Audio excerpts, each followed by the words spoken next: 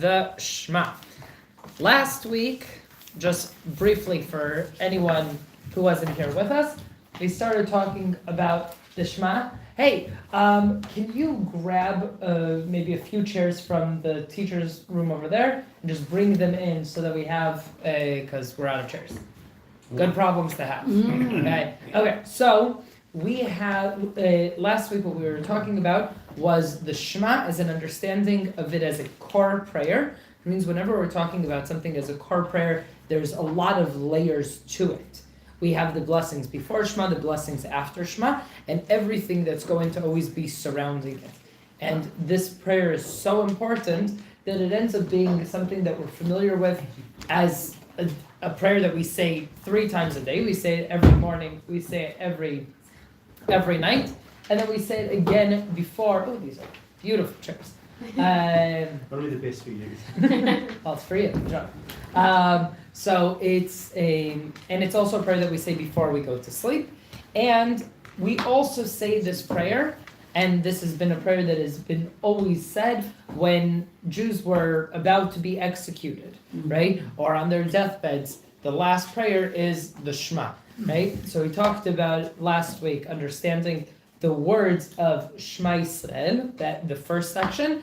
We talked about Baruch Shem Kivod Malchuta, which is what we were discussing now, which that has 2 sources. One source being from Yaakov and his children, that he goes to tell them the prophecy of the end of times, and it disappears, and he thinks maybe one of his children is unworthy of this prophecy, that one of them will no longer, that maybe they don't believe in God, and he has concerns about it. And then they tell him, Shema Yisrael, listen Yisrael, our Father, Hashem Elokeinu, Hashem Echad, just like how you believe in one God, we believe in one God. The second part, and he responds with it, is Baruch Shem Kivod Malchuta, L'olam Vaed, blessed is his name forever and ever. The second source for the Baruch Shem Kivod is with Moshe.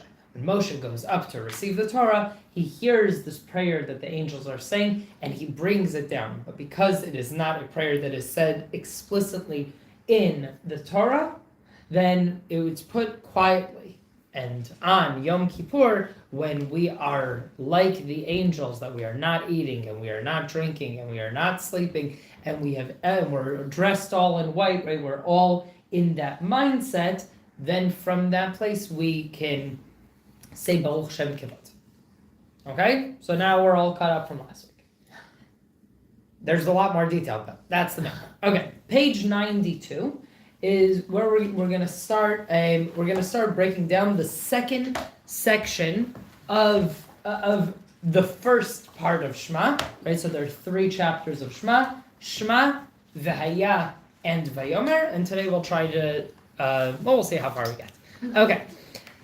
ואהבת את אדוני אלוהיך בכל לבבך ובכל נפשך ובכל מאודיך. And you should love Hashem your God with all of your heart, with all of your soul, and with all of your might or resources. We'll get to that in a second. והיו הדברים האלה אשר אנוכי מצווך היום על לבביך. And these things that I am telling you today, that I'm commanding you, they should be on your heart, and you should repeat them to your children. They should be on your heart. V'shinantam levanecha, and you should repeat them to your children. V'dibarta bam, and you should talk about them, you should study them, you should learn them. B'shivtecha beveitecha, when you are sitting in your house. Uvelechtecha b'derech, when you are walking on the path. Uveshachbecha uvkumecha, and when you are lying down and when you are standing up.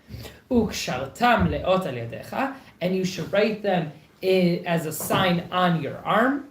Vehayu letotafot bein einecha, and they should be as a memory between your eyes. Uchtavtam al mezuzot beitecha uvisharecha, and you should write them on the entrances to your house and on the entrances to your gates to your cities. Where did memory come into it? Totafot. Totafot. What does he translate it as? As a sign? No. This is it. It's film. Yeah. Yeah. Yeah. So the question is that there Lots is of no. word memory. Yes. So the question is, what is tefillin? What is it meant there for? Mm. So there is a translation for it as a memory or as a crown, as something that is by your head. So let's start from the beginning. You shall love Hashem your God with all of your heart, with all of your soul, and with all of your and with all of your might, or with all of your resources. So we have three different ways that we are told that we should connect ourselves in this relationship with God, and it is an all in, right? We're going all in, and throughout generations, I obviously we have ups and downs, even in these days, like really we feel it, but you think through, the Spanish Inquisition, Jews are being brought to the town square and say, convert to Christianity or die, right? We don't have that to the same extent anymore, right? We do have anti-Semitism, we do have terrorism, we do have things like this that still are in existence, but it's not the same kind of conversation. And yes, we still do but we still are very much, we fight for our Jewish identity. Still in this generation where we thought that we shouldn't need to anymore, right? But there's still hate out there. Now, when we look at previous generations that died themselves, it wasn't even like with the Holocaust, when you look at it, it wasn't asking your identity. If you were fully proud German, a big Jew hater yourself, right? But your grandfather was Jewish, you got pushed into the gas chambers like everybody else, right? So I'm going a little bit further back to that concept of, are you willing to die for what you believe in, right? Because in the Holocaust, you didn't have that option of dying for what you believe in. You were just killed, right? But standing up and saying, I am Jewish and I'm not compromising that, is something that for all generations existed. And it's a terrifying thought, right? It's a terrifying thought that there's still anti-Semitism in this world. But first of all, understanding that when we're talking about it now, it's a little bit removed from us of what does it mean with all of your soul, with all of your heart, to be willing to die for this. And I'm gonna repeat what I've mentioned beforehand with Ben Gurion, right? This concept, and it's why I like it so much. Is when Ben Gurion was asked about a partition plan for Israel, and he said, "I need to advise with some people," right? And one of Ben Gurion's advisors was the head of the kibbutz movement. He asked him, he says, "What do you think about this partition plan that the British are offering us?" And he said, "I'll talk to a few people and I'll get back to you." And he comes back the next day and he says, we can't accept this. And he says, "Who did you advise with?" He says, "I've advised with my grandfather who has passed away and with my grandson who hasn't been born yet." Mm-hmm. Right? That is the Jewish mindset, right? So when you think of all those who've come before you, who have been connected, and then you go, "Nah, I'm okay." I'm not willing to be a part of this. What a disservice are we doing to all those who've come before us? What a disservice are we doing to all those who will come after us? That we are disconnecting them, that we are breaking that chain, right? So making sure that we are very much connected to this mindset, even if the concept of God is a little more disconnected for us, right? Some more to some less in this generation. There's, we have people who've become a lot more connected, and people who have become a lot more connected to the nation and a lot less connected to God as an entity of who God is. But that concept of willing to die for what you believe, right? And saying you should love God to what extent? With your whole heart. So, believe that everyone here has been in love at one point of their life. some more, some less, right? But in the beginning of the relationship, right, when you think of the butterflies in your stomach kind of love, right? When you think of that, of the thing of what are you willing to do? Afterwards, it becomes a lot more of a healthy love, right? Where you learn to moderate, and have the relationship part of the love. But that first part where you say, what I'm willing to give my heart, I'm willing to expose myself, right? To become vulnerable, right? That is the relationship aspect. How should you love God? Like the deepest love that you can imagine.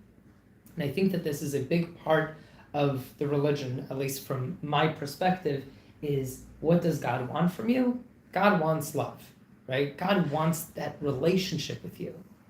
You give your heart, it will be received, right? You give your spirit, your soul, it will be received. It will be reciprocated, right? Like there is a partner on the other side who is there to have that relationship with you. The question is, are you willing to open up? Are you willing to be vulnerable, right? And I don't believe that we always are. It's a big step to be vulnerable.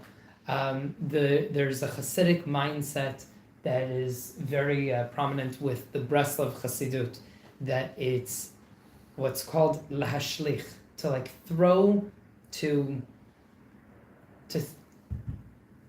give up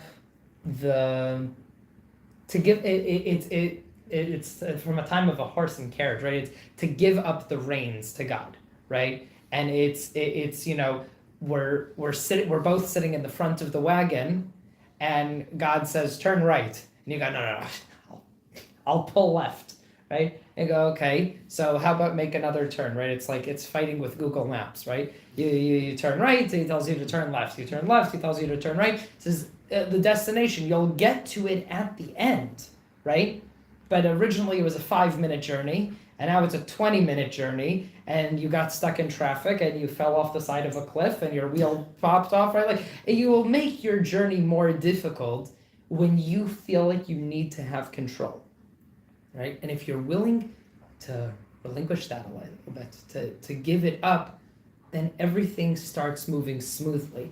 And this is very much, it's not the approach in Judaism, it's an approach in Judaism, but I think that there's a lot of power to it, to understand your dad knows what's best for you, right? Your parents knew what's best for you, and therefore they tried to guide you in the best way that they could, right?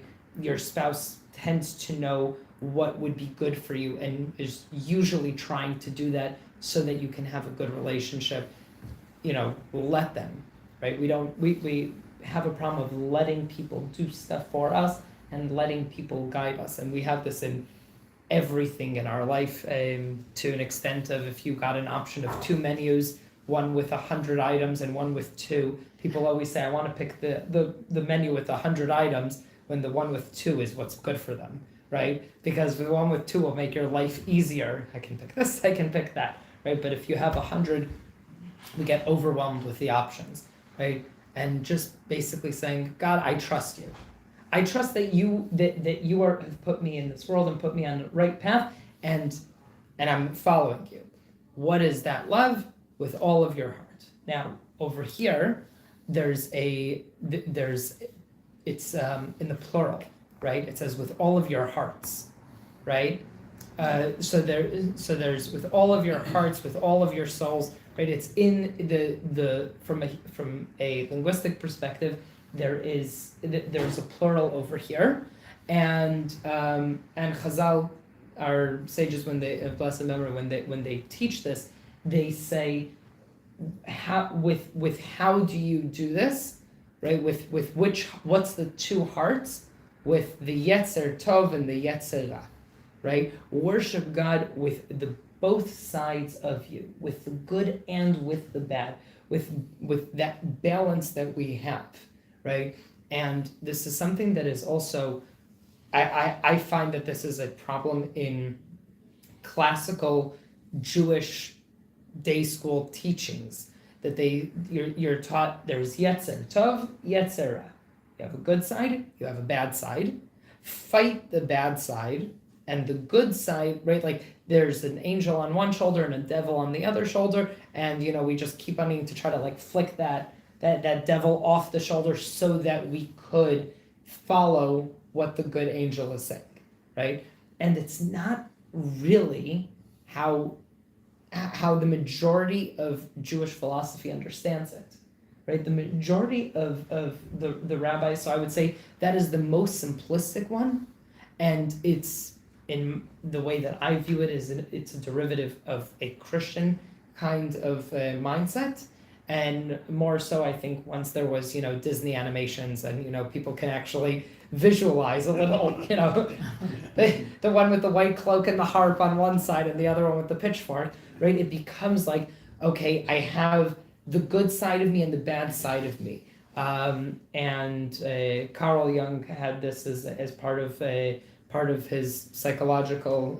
So Carl Jung is a student of Freud, and he talks about the shadow self, right, and being able to actually control the shadow self. You need to know your dark sides to be able to motivate them, to be able to actually be good. You need to also know the dark sides. And in classic Jewish approach, it's avoid, avoid, avoid, avoid, avoid, right? Avoid that side of you, right? It's sort of like push it down. What's it called? Suppress that part of you and pretend it doesn't exist so that you can be all righteous. But according to a lot of, specifically especially with the Hasidic teachings, there's the mindset of the good and the bad inclinations that you have. Both of them are there to benefit you. And that with all the teachings that we are used to hearing, it became counterintuitive. But it's not, because they both come from God. And they both come from God in a good place. So according to Rav Tzadok of Lublin, he wrote a book called Tzidkat HaTzadik. His approach was like this. So we talked about this with the collecting diamonds. I'm just going to keep on using that as an analogy, right? That let's say that every mitzvah you collect is a diamond, right? You came to class, you got a diamond. You went to shul, you got a diamond. You made a bracha, you get a diamond, right? You put on tzitzis, you get a diamond. You light Shabbos candles, you get a diamond. Everything like that, right? So it says, so the Yetzer HaTov, your good inclination, says, hey, you have an opportunity now to make brachas, right? You have a mezonot, you can make a bracha on that. You have a shehakol, you have a etz, you have a dama, right? You have blessings that you can make. That right there is 4 diamonds, right?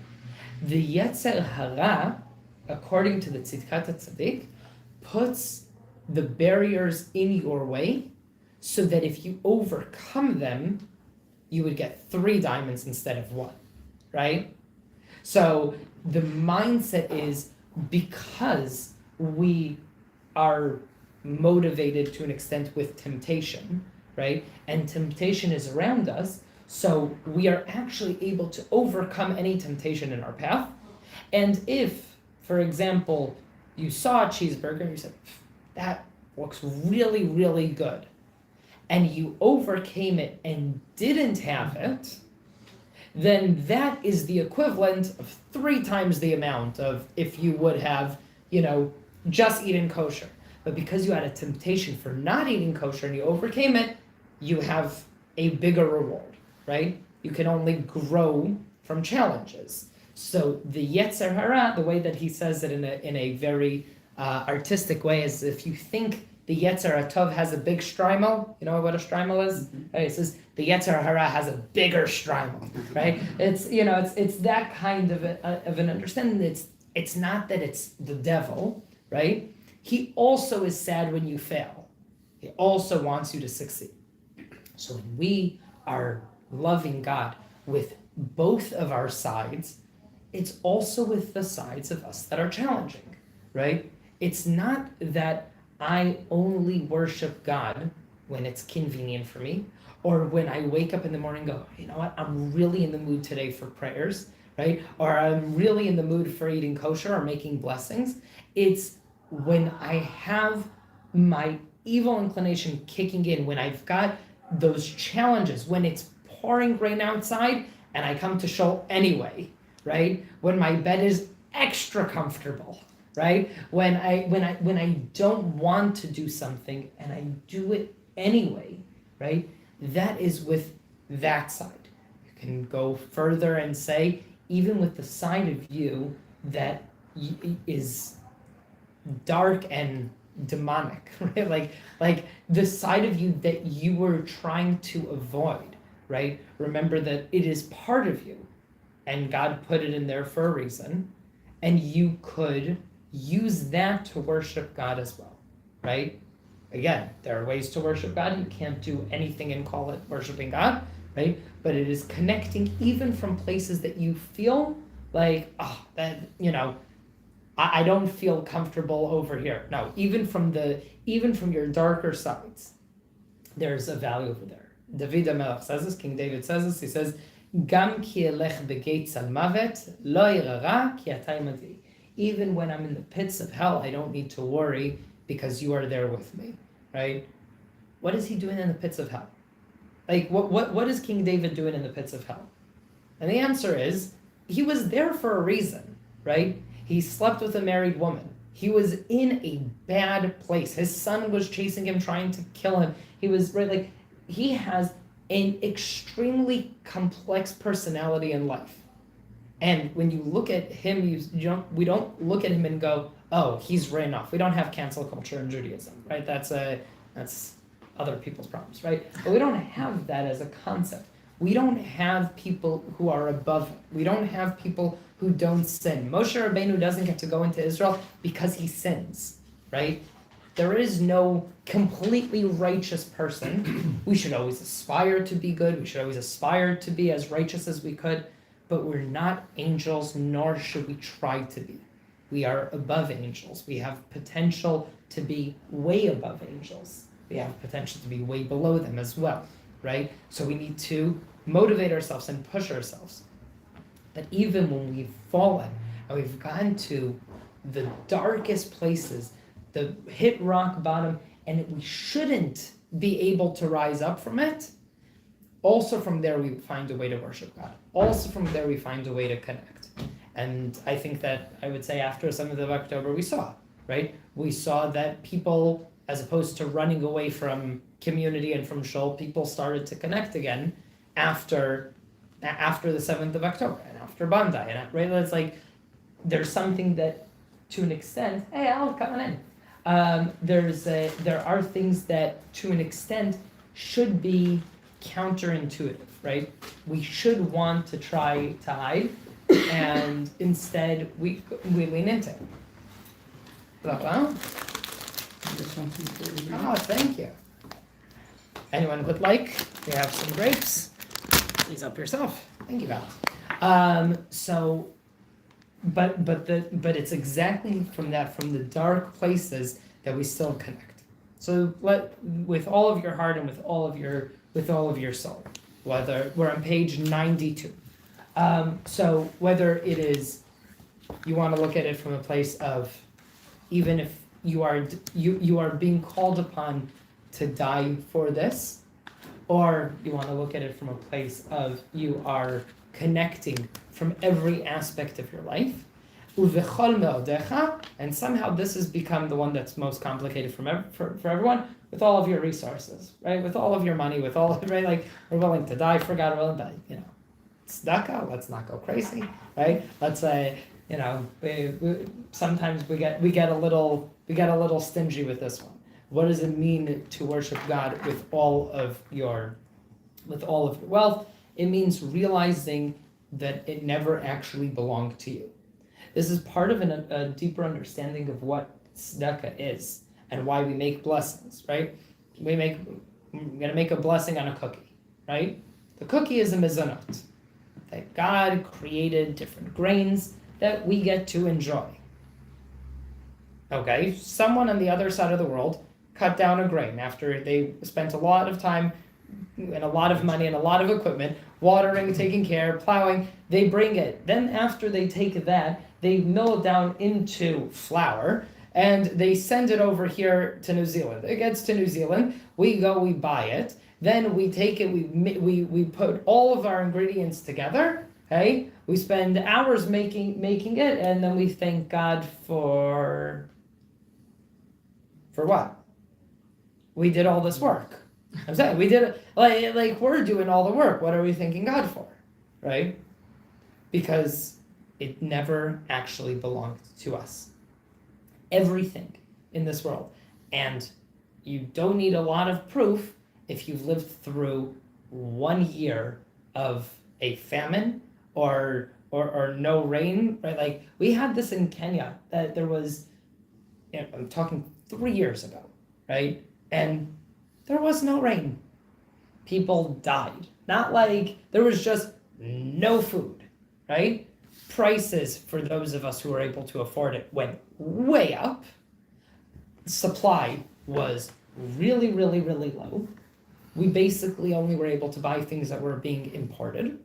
And all of the rural areas in Kenya had basically nothing to eat, right? That's what happens when it doesn't rain. You can do all of the work and you get nothing, right? So when we make a blessing, we're thanking God for creating things, for creating the ingredients that we could later on process, because everything comes from God.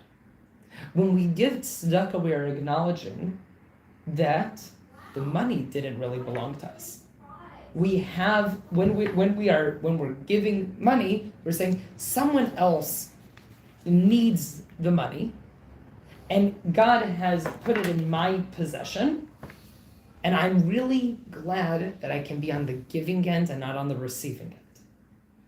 Because just as well, God could decide that tomorrow I'm on the receiving end and not on the giving end.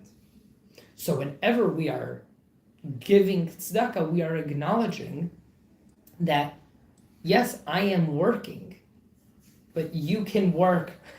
You can ask anyone who's been in business for long enough. They'll tell you that there's been a business transaction that they have done zero work for, and it just fell into their laps. And there's things that they've worked super hard for, and it falls through, right? Right. So, well, my Abba always told me, he says, on Rosh Hashanah we make money, right? That's what you do on Rosh Hashanah. You go to Shul to make money. Says that's the day that God decides how much money you make. Says the rest of the year, you go out there to make a Kiddush Hashem, to make God's name great, and to bring that is promised to you into existence. Because you need to do something in this world for that money to happen. But don't worry, if someone cheated you, the money will leave their pocket one way or another. The money will come to your pocket one way or another. I've told this story before Yom Kippur, but I feel like there's a much different crowd now, so I'm going to repeat the story just because it is as crazy as it gets. I had, while in Kenya, I had a guy in Mombasa, in the coastal area, who wanted to make his business kosher, or so he claimed. And it was a safari business, and I went out there, we talked details. I said, no problem. I will bring out a mashgiach. So I brought out someone who is going to live at this guy's 5-star hotel on a white sand beach in Africa and do safaris and just be in charge of the kashrut of the kitchen. And after the first guy left, I brought a couple. Slight problems with the first couple. I said, you know what? I'm not going to take a risk. I'll bring a close friend of mine and his wife, and they'll be over there 3 months. There's problems, he'll tell me, and I know that I can trust this guy. A few weeks in, he tells me, he says, listen, there's a whole bunch of fishy things happening over here. I said, okay, buckle down, let's see, work hard, find out, and let's see. Within about 2 months of the time that they were there, he says, look, we're leaving. The guy is, he is a criminal. And it turns out the guy is an actual criminal. He can't go back to Israel. He stole a lot of money from a lot of people, and he's out over there. So I tried to sit and talk with the two of them and try to bridge the gaps, because he refused to pay them, and he owed them a lot of money. They were a newlywed couple out there and, making some money and sort of a honeymoon, and they were going to continue from there. And And we sat down and I told him, I said, here's the amount of money that you owe them, that I've been in the actual conversations with you and I've heard you say how much, you're going to pay them. Wrote it down. If we talk shekel, I wrote shekel. If we talk dollars, I wrote dollars. If I wrote shilling, we talked shilling, because we talked in all three currencies, because this is how the guy worked to confuse everyone. I wrote everything down and I said, here you go. He refused to pay them regardlessly. And they were by me. They continued traveling a bit and went back to Israel while I tried to get the money out of him. Before Rosh Hashanah, I sent him a message and I told him, I say, he's a Sephardi guy, very, very traditional, and you can work with some guilt. So I told him, I said, the days of judgment are upon us, and I know that in your heart you have all the right intentions in the world, and all you wanted to do is make sure that there will be kosher food for those who are coming to travel, but you need to pay this couple. And if you don't, this money will leave your pocket one way or another, and it will come to their pocket one way or another. Make sure it gets to them in the proper way, and that you, as we say in Hebrew, that it doesn't leave your pocket for medicine, right? There's also nice expressions in Yiddish about, that all of your money should go on dentistry and other beautiful Yiddish curses of how much you should suffer with your money going on medical bills. Right, so I told him this, and in the meantime, I also told people, I said, you can't go to this guy. He's criminal. He's not paying people. He's stealing money from people, and he's not. And the food isn't kosher, right? There's no one supervising, and he's making a mess of the whole thing. So he decided to sue me for 130,000 shekel. Which is the message I got after Yom Kippur, that he's suing me for defamation, and I went to what's it called, the Godfather, right, the criminal world in Kenya, and I sat with him and we had a whole conversation. In Hebrew it's called the borer, right? You sit with him. So I went and I told him, I said, listen, my dealing with the underworld is only in here, and I've very little bit in Israel. So I need some help. What do I do? And he picked up the phone and he told the guy that if he ever threatens our rabbi again, that he will not be able to not only return to Israel, but he won't be able to return to Kenya. And we have enough blackmail on him to keep him buried for a very, very long time. So that is how that part of the story ended. And we basically had an agreement. I stayed off of his turf, he stayed off of my turf. And I called up my friend and I told him, I said, I'm really sorry. I tried my best to get this money. I cannot physically get it out of the guy. And the Godfather has spoken, and we're basically calling off the big guns. There was a lot of other things that happened between the mafia of Nairobi and the mafia of Mombasa in between, but I will leave that for a different time. And he gets to, and I call my friend, and my friend tells me, he says, you know what, we've decided, regardless, that, we're gonna just let go. The money will come from another place, and, whatever, he will deal with God his own way. The next day he calls me up, he says, you won't believe what happened.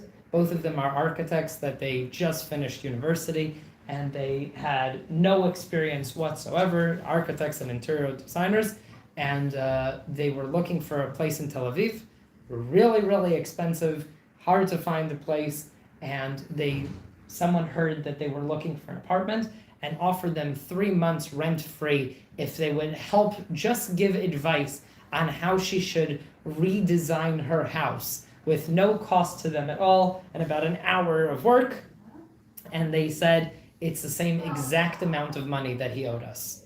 Exact amount of what you said, that's how much we got the next day, right? So I believe this completely, right? This is a first-hand story. I'm not, didn't hear this from a friend of a friend. I've seen this with my own eyes, right? So knowing that your money is not really your money, and it comes from God, is a really, really important thing to remember, and it helps us release a little bit more when we see those in need.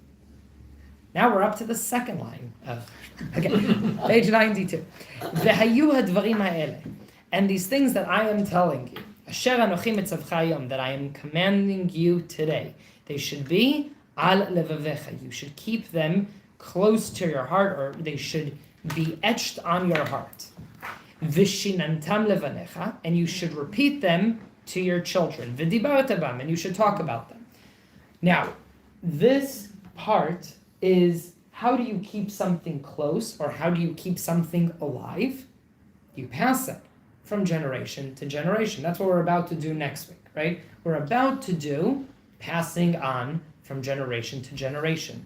That is what Pesach is. It's the holiest night of the year, and we tell stories, right? We just say, here's who we are, here's where we came from. Here is what I want you to know about where we come from. Because that link cannot break. As soon as that link breaks, it's very hard to rebuild it. Okay, and we see this actually quite a lot with people who their parents weren't affiliated and they decided to become affiliated. The amount of work that you have to do to learn all the stuff that someone just said, I'm just gonna disconnect a little bit, right? It's very, very, very hard. So we make sure that we pass it on from generation to generation. And it's not enough just to what's called vishinanta. Lishanen literally means to repeat. Okay? It's even without the deep understanding of what you are saying, to repeat. In Israel, there's the one of the ways that you learn is called shinun. And it means you take in the Torah, you take the Chumash, and the teacher says, Bereshit bara Elohim et hashamayim ve'et haaretz, and then everybody responds, Bereshit bara Elohim et hashamayim ve'et haaretz, and then you go home and you just repeat it another 2-3 times. And you have, it's part of your homework. You have learning, did you understand? And you have read these 5 psukim 2 times. Because there's, first of all, a value of it being etched in your brain, etched in your heart, that you know the words themselves. Then afterwards we have v'dibarta bam, and you should talk about them, right? Don't just leave it in theory. Sit and discuss it. Bring it more into this world. B'shivtecha b'veitecha, when you are sitting at home, when you are in the comfort of your home, when you are sitting in your natural surrounding, uvelechtecha b'derech, and when you are not in your home. Again, different ways to look at it. Our home being Israel, so when you are at home, right, that's when the Torah is most relevant. The Torah is most relevant when you are in Israel. A lot of the mitzvahs don't make sense outside of Israel. Physically, they do not make sense. There are mitzvahs that have to do with the land. You have mitzvahs of Shemitah, you have mitzvahs that have to do with the Beit HaMikdash. We don't have those things. That affects our actual ability to understand how we're supposed to live our Jewish life, right? We talk about this all the time in halachic discussions, that we say something and go, so you need to be able to walk to shul.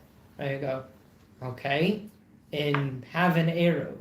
How do you put up an Eruv in Auckland? I'm trying. I'm really trying. Okay? How do you put up an Eruv in Auckland? It works if the community is all Jewish, right? If everybody around you is Jewish, if you own the sidewalks and you own the poles, and you like, everything in Israel is built already for that kind of mindset, right? When you're living outside of Israel, belechtecha b'derech, when you are on your journey back to Israel, right? When you are here in New Zealand at the end of the world, and before we go back to Israel, we still need to live a life of Torah, even though we are disconnected. The other way of looking at it is also just our physical home, here and outside of the street, which means you don't get to be Jewish inside and a Kiwi outside, right? You don't get to have that double identity. You need to have what is inside reflect what's on the outside as well, right? Don't, this is something that repeats itself quite a lot in Judaism, And I think that for a very, very, very long time, it was a very hard concept for Jews, especially, right, in places that have heightened anti-Semitism, to live with this kind of mindset. But I do think that it's important to remember that one of the main ways to battle anti-Semitism is not to hide. Whenever we hid, whenever in history we've gone to a place where we take the mezuzahs off the door, that we take our kippahs off, that we hide our Magen David necklaces, that we do anything that shows that we are hiding, the nation becomes more in danger because we are projecting to the world our behavior is not acceptable, right? No one else does this. There isn't another group in the world that walks around and goes, should I hide my identity, right? Can we meet in the park? Or are we going to be harassed, right? But us as a collective, we have this all the time. And whenever we stand up and we are proud of who we are, immediately things are better for Jews. For the individual, not always, okay? Like, I'm not going to pretend that it always works out. I've had this in Ukraine. I was walking around like this, and a police officer saw me and punched me in the stomach because I was wearing a kippah, right? There are big anti-Semites there, even with the Jewish prime minister. I know. Okay? But there's a lot of anti-Semitism out there. But the majority of times, whenever I'm walking in the world, I never take off my kippah. Muslim countries, anti-Semitic countries, it usually ends with a good story.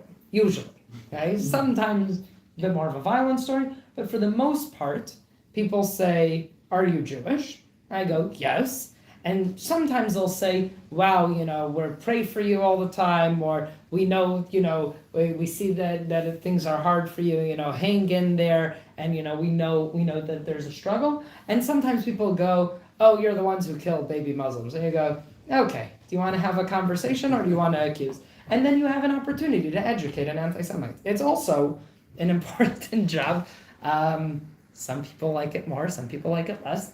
But I've always, I would say, 99% of the conversations that I've had with people who have accused us of everything, I've been asked if I have horns. I've been asked if we drink the blood of Christians. Every blood libel on the planet, I have been asked point blank. And most times you can educate people. Sometimes you can't. Sometimes you can't. You remember more. But it is something that, as a rule, whenever Jews stand up proud, it is better for the collective, short term and long term. So when you're inside and when you're outside, so this is this is when you are lying down and when you are standing up. And the question is of the choreograph of Shema. How do we say Shema? Do we say it standing up? Do we say it lying down? Do we say it sitting? How do we say Shema? Sitting. Yeah. And then we typically say it's sitting. It says here when you're lying down and when you're standing up. It doesn't say anything about sitting. On average, you're sitting. On average, you're sitting. It's somewhere in between. Oh, it says when you're sitting at home, so I guess it does say sitting. But yes, on average, when you're standing and you're lying down. So in the Mishnah, there is Beit Hillel and Bet Shammai, that they are trying to figure out how do we understand this. Shammai says that how do you say Shema? At night, you should be lying down in bed saying Shema. And in the morning, you should stand up because it says when you lie down and when you stand up. And therefore, we should all stand up in shul in the morning. And at night, we should all be lying down to say the Shema. Hillel says this is not what that means at all. You say Shema in whatever position you're in. It's typically not very respectable to say things while lying down. So even if you're in bed, you would sit up to say the Shema. And we have that for saying Shema when we go to sleep. And it's referring to when people go to sleep or when people lie down and when people stand up. And besides the fact that we learn that we say it in the morning and at night, we also learn when you are dying, right? You say the Shema. You say the Shema before you die because there is no lying down that is more permanent than that one. And when do we say Shema? That's the ultimate standing up. Wild guess. We didn't say it yet. No. We haven't been zocha to do this yet. When When we get back into the... When Mashiach comes and there's the reincarnation of the dead, when you wake up, right? Don't forget to say Shema, because you only get one chance of being reincarnated, to waking up. So just don't forget when you're resurrected, not reincarnated. When you're resurrected, don't forget to say Shema, because you only have one chance. I feel like it's like part of, when you wake up, they give you that notice. It's like, don't forget to say Shema. Okay. So we say Shema in the morning and at night and before we die and in Tchiyat HaMetim. Ukshartam leot al yadecha, and we should tie them as a sign on your arm. Ve'ayu letotafot ben einecha, and this is the tefillin that should be between your eyes as a memory, as a sign between your eyes. These two things are, one is towards the heart, one is towards the brain, right? So we have the tefillin as signs. The Zohar, okay, the Kabbalistic side of Judaism, says that the tefillin come from the pharaohs. It's one of the things that we got from Egypt, okay? So I'll take a step back because I see that I still have a little bit of time. So I'll take a step back and explain this entire philosophy. The entire philosophy about this is we have been exiled across the nations to some extent to survive the nations, and that makes us the proper UN of the world. What does that mean? We are the last of the Egyptians. Right? The Egyptians died. Right now what we have in Egypt are not the Egyptians, right? And we've survived the Greeks. There are no more the Greeks. There are new Greeks, right? But they're not the Greeks. We've survived the Romans, right? All of these empires we've survived. And if we have survived them, what ends up being, what remains of them is just us. So when we survived Egypt, we leave, we're in the desert. God kills them all on the sea, right? They drown in the sea. There are no more Egyptians. What ends up happening that what do we take from Egypt? First thing that we take from Egypt. There's three things that we take from Egypt. Two things that are clear and another one that's the tefillin that's not as clear. But what do we take from Egypt that's clear that we took from them? Jewelry. Their jewelry. We took gold, right? That gold goes into building the Beit HaMikdash and the Mishkan, but also what else? The golden calf, right? So we take from them the gold when we left, and it wasn't perfect because Egypt had good sides and bad sides. The bad sides became the golden calf and are destroyed. What is left is the good side that ends up creating the Mishkan and later on the Beit HaMikdash, the temple, right? The other thing is, we read about this a few weeks ago, that what is the other behavior that we have taken from the Egyptians and from nations around that wasn't originally a part of the Jewish worship plan? Other gods? The? King. Not the king. Other gods? Not gods. The altar. You're getting closer. Nope. You got further. Right? Something that that other nations did that we previously did not, and after the sin of the golden calf, we started doing. Okay? As a commandment, we started doing. Sacrifices. Okay?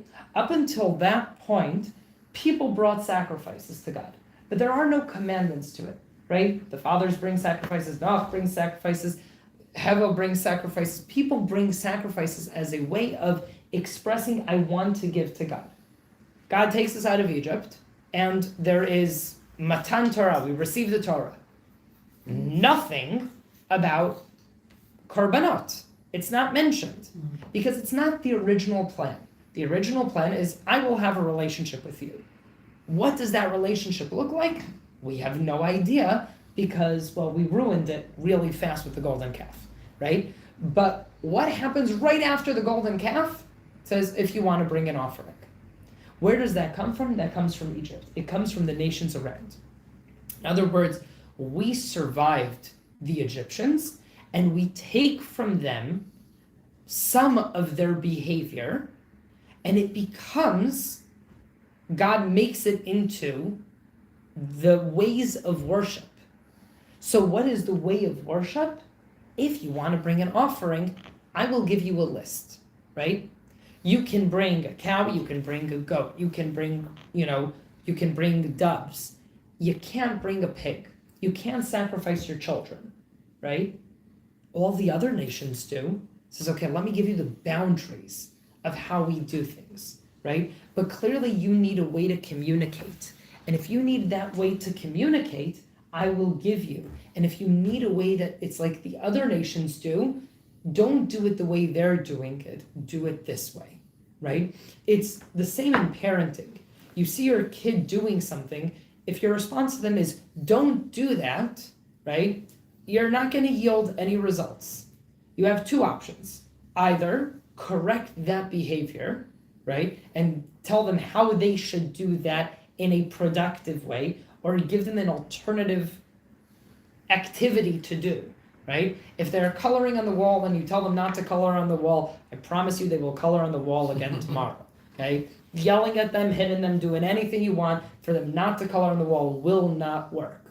But if you say, color on the paper, or paper is for coloring, then now they know that that artistic side that they have can be transferred from the wall onto this paper. And if they do a good job, then we can take the paper and put it on the fridge or on the wall, right? And then if they do a good job. Yeah. Don't encourage all. A lot of things kids do aren't that good. You just wait till they come into their own. Or just call it a Picasso.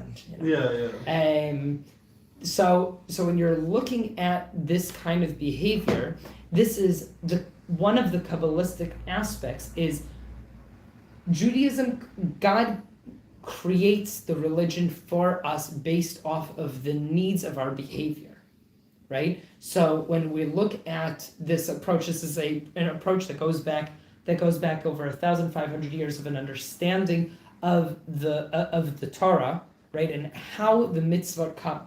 Because God gives us the mitzvot. We can try to figure out how, or we can just say, I'm doing them because God says. So some of the approaches, the Ramban, Nachmanides, the Ibn Ezra, who look at it, so we're talking about 800, 700 years ago, give or take, the approach is everything that God gave us is based off of our forefathers' behaviors. Why do we eat matzahs? Because Avram made matzot for the angels. And later on, it repeats itself with the story of Pesach, and therefore we will eat matzot. Okay? We have a mitzvah of welcoming in guests because that is part of who Avraham is. Right? That's how the mitzvot become mitzvot. Right? That's an understanding. Our forefathers needed a way to express their communication with God. We get korbanot. One of the nations, of the 7 nations that lived in Israel at the time, was called the Girgashi. And there is an archaeological approach that says that if you look at the garments that they had strings at the edges of them, right? And that's where, according to some opinions, we get tzitzit from, right? Now, are we doing tzitzit because of the Girgashim? No, we're doing it because God commanded us, and looking at saying, how are you going to remember how to behave appropriately? Oh, you will carry around the 613 mitzvah with you all the time, and we'll talk about that in a few weeks' time when we get to Vayomer, which talks about tzitzit. We'll talk about that understanding of the tzitzit. But is it possible that that was the root of why God gives us that mitzvah? Now, understanding why we got mitzvahs, or understanding the reasons for mitzvahs, or not understanding them, has zero implication whether we do the mitzvah or not. Okay? And this is like one of the core arguments with the Reform movement is when you look back and you say, why don't we eat pig? Why don't we eat pig? Not healthy. Doesn't have split hooves. It does have split hooves. It does have split hooves. Doesn't chew its cud. Doesn't chew its cud. Why don't we eat pig? Because Why? God said not to eat pig. Period. Full stop. Why do the Reform community, and there are those leaders who have said that you can eat pig, okay? Why?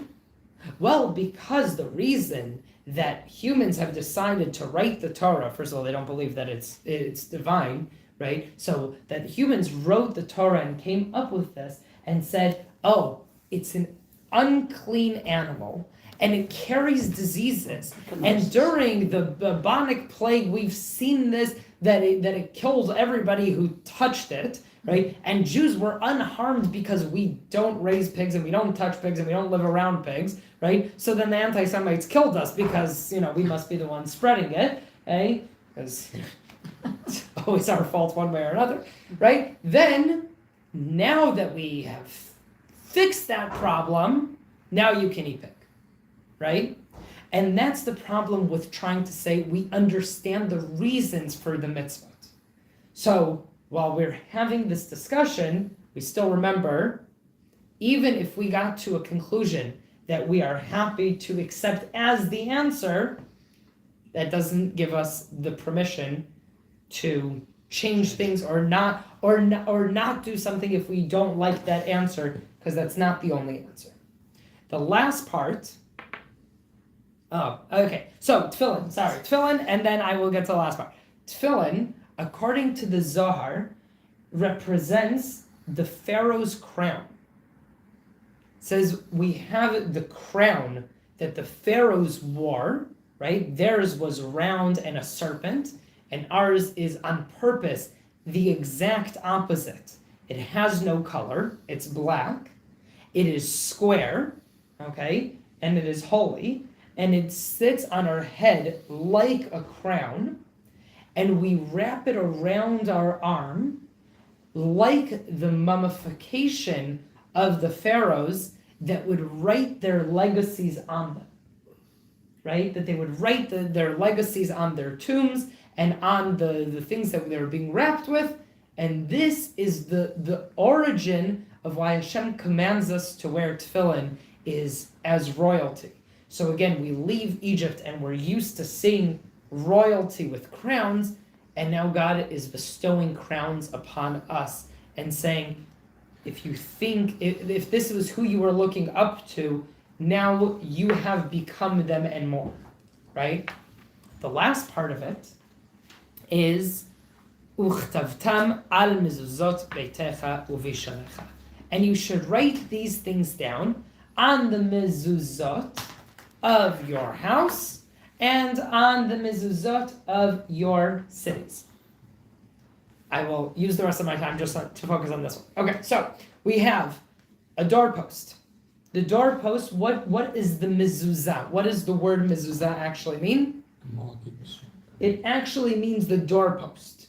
Today we refer to the mezuzah as the scroll that gets wrapped in and put on the side. But it's actually the doorposts themselves. The Shomronim that misinterpret this because they don't believe in the oral Torah, they don't have the mezuzot on the side. They put it on the top of the doorpost. They engrave in a piece of stone. In ancient Hebrew, and it doesn't say in the Torah that it needs to be the Shema, so they write whatever they want in it. So it can be the Ten Commandments, it can be the Shema, it can be kill all the witches, it can be whatever pasuk you like from the Torah that you have on top over there. That's my favorite pasuk. Okay, so you put it on top over there, right? And that is, in a way, the sign that you see when you come into someone's house.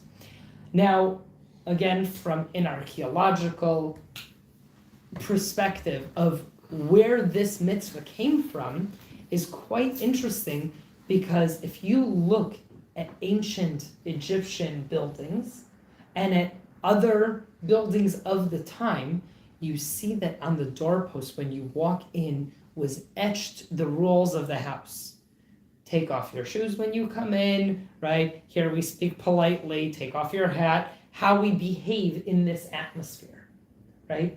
And what does it say inside the mezuzah? Well, there's two things that it says in the mezuzah. Shema and? Now, Ve'ahavta is the first part, is still, we consider the first part of Shema. Ve'haya, the two first chapters of the Shema. So the one that we'll talk about next time, and the one that we just talked about, that is what we put in the entrance of our house. What do we do when we pass by a mezuzah? We kiss it, right? We are acknowledging when we are coming in and when we are going out that this is our ethos. This is what we are agreeing on. This is how we behave over here. The way we lead our lives. This is the way we lead our lives, right? And it points specifically outwards. It is so that you know when you are coming in, it's there. I'm entering into a house, and it is for those who are outside to know this is the house that behaves in a certain way, that raises their children in a certain way, that has hospitality in a certain way, that believes in God and relates to Him in a certain way. And whenever we go out, we kiss it to remember that we are taking it with us as well, right? That is the mindset that I think the mezuzah should be putting us in, because we have it and we're like, oh, it's a Jewish house. What does that mean, it's a Jewish house? It is the equivalent of having it etched on the top of the post saying, over here, we behave in an ethical way. Over here, we believe in one God. Over here, we pass things on from generation to generation, right? What is upon your gates? And upon the gates of your city. Ah, I the have city. been to Okay. one mezuzah putting up of a gate of a city or a community. It is a very rare occasion because a lot of communities do not do this.